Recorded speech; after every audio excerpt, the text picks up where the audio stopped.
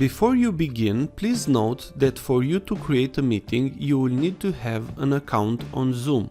If you have not created an account on Zoom, please check the description and see the video on how to create an account on Zoom and how to install Zoom on your Android device.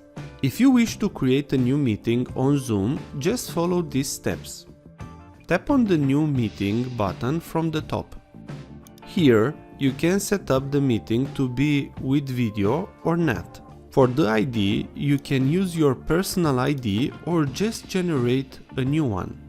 If you leave this option unchecked, then every time you will get a different ID for your meeting. Now, tap on the Start a Meeting. Now you have started the meeting.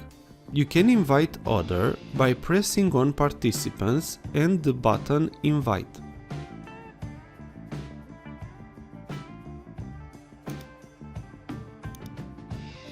Also, you can tap on the three dots from the bottom and select Meeting Settings to make any adjustments to the meeting.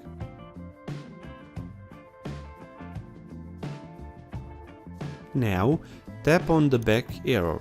This is your new meeting that you can invite others to join. If this was useful, please like, share and subscribe.